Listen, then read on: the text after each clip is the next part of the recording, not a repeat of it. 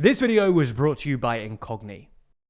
In his first term, Trump wasn't much of a crypto bro. In fact, in 2019, he tweeted that he was not a fan of Bitcoin and other cryptocurrencies, which are not money and whose value is highly volatile and based on thin air. In 2021, he told Fox Business that crypto was a disaster waiting to happen, and advised that the SEC should, quote, regulate very, very high. Both times, Trump framed crypto as a threat to the dollar's dominant status as the world's reserve currency, describing it in his Fox Business interview as a scam against the dollar. However, in the past year or so, Trump has apparently had a remarkable change of heart.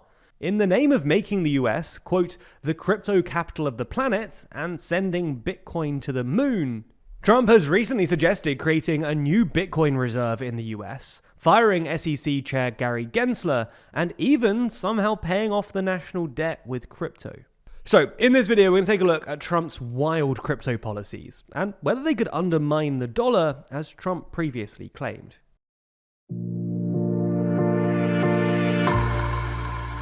Before we start, if you haven't already, please consider subscribing and ringing the bell to stay in the loop and be notified when we release new videos. So, as we see it, Trump has three crypto-adjacent policies. First, he wants to replace Gensler, the current head of the Security and Exchange Commission, or SEC, which is the body responsible for regulating financial assets in the US. Now, Gensler has cracked down on crypto assets over the past year or so, making him deeply unpopular with the crypto community, and Trump is presumably planning to get rid of him so that he can loosen some of these new regulations. Secondly, he wants to create a new strategic Bitcoin reserve, essentially requiring the Fed to hold Bitcoin as a reserve asset in the same way that it holds gold. And thirdly, he wants to stop the Treasury Department from creating a central bank digital currency, which is something that decentralized crypto advocates worry could usurp decentralized cryptocurrencies.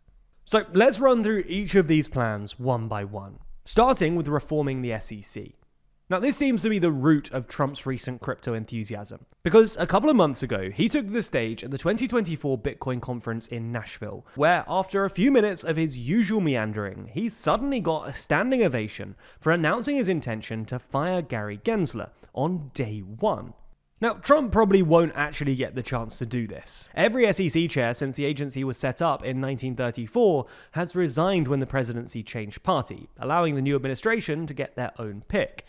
Nonetheless, Trump's anti-Gensler rhetoric strongly suggests that he would probably pick a more crypto-friendly chair as Gensler's successor. For context, Gensler has led a sharp crackdown on crypto assets under his term, making him deeply unpopular with the crypto community.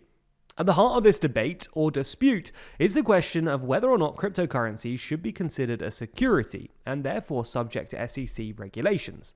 The relevant test here is the so-called Howey test, which comes from the famous 1946 Supreme Court ruling, which found that the Howey Company, which was selling tracts of citrus groves to buyers in Florida, who would then in turn lease the land back to Howey, was indeed selling securities. In that ruling, the court provided three key criteria for what counts as a security. Namely, securities involve the investment of money in a common enterprise and with profits derived solely from the efforts of others. Broadly speaking, Gensler's SEC thinks that at least some crypto assets meet these criteria, while crypto bros disagree and argue that crypto assets are less like stocks and bonds and more like a new technology or digital commodity. Anyway, a more pro-crypto SEC chair would probably reduce the scope of which crypto assets the SEC would consider to be securities, making it easier to trade them and probably boosting the value of crypto assets like Bitcoin. It's also worth saying that Trump personally stands to gain from this too, via his new crypto company, World Liberty Financial. Now, to be clear, Trump doesn't actually own this company. It's actually technically registered to two guys previously involved with Doe Finance, a recently hacked blockchain app, and one of them is also a former YouTube pickup artist called Zach Folkman, who used to run a company called Date Hotter Girls LLC. However, 70% of the non-transferable crypto tokens that World Liberty plans to sell are allocated to insiders, including Trump and his sons. These tokens are non-transferable because that makes them less likely to be considered securities by the SEC. But if Trump defangs the SEC, then him and his sons will be able to sell their tokens without worrying about SEC regulation, making millions, if not billions of dollars.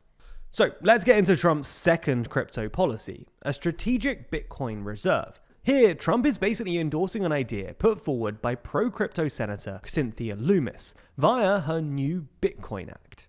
According to the draft bill, the act would require the US to buy and hold 1 million Bitcoin over 5 years, and hold them for at least 20 years. Now, the Treasury is already sitting on a stash of about 200,000 Bitcoin, mostly confiscated from illegal operations. So buying the remaining 800,000 would cost about $50 billion at current prices. Although obviously the price of Bitcoin would skyrocket once the US announced that it had started buying them up at scale.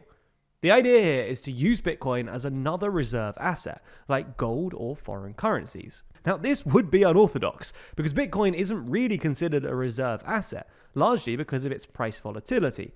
However, in simply treating it as a reserve asset, the federal government could essentially transform it into one. After all, once financial institutions and other states know that the US government wants to buy 1 million Bitcoin, they're going to be far more likely to hold it in reserve, because they know that the US government will act as a buyer. The US could also turn a tidy profit, given that Bitcoin would almost definitely skyrocket if this policy was enacted. However, there's some anxiety that this could chip away at the dollar's reserve currency status. Whether or not you think this is a real concern will depend on whether or not you think the dollar is at risk and whether Bitcoin is a suitable alternative. But it's at least true to say that it would be a bit weird to see a sovereign state with the world's reserve currency tacitly endorsing a technology explicitly meant to replace it. But let's move on to Trump's third policy, stopping the US from creating its own digital currency. For context, the Federal Reserve is currently exploring the creation of a digital dollar, technically known as a central bank digital currency, or CBDC. In theory, CBDCs will be far easier to track, which means that states will be better equipped to tackle stuff like tax evasion, money laundering, and terrorist financing, and could also provide states with a near total knowledge of their economy, allowing them to craft more effective economic policy. However, crypto enthusiasts don't like CBDCs because they imagine crypto as a decentralized alternative to national money and worry that a digital dollar would squeeze out other cryptocurrencies like Bitcoin. All in all, these are some pretty wild policies that will probably send Bitcoin to the proverbial moon, but they'd require Trump to both win in November and convince congressional Republicans to give up their more orthodox positions on monetary policy. Now, as we've demonstrated in this video, there's a huge amount of uncertainty in the world of politics and current affairs, often with very few easy solutions. Unfortunately, this can be the case online too. There are all kinds of bad actors out there who want to try and use you to make a quick buck. Take, for instance, data brokers. They collect, aggregate, and sell your personal information, including names, aliases, social security numbers, login credentials, home addresses, location history, online activity, and more, to the highest bidder. This can result in everything from spam to identity theft. Luckily for you though, there's a solution: Incogni.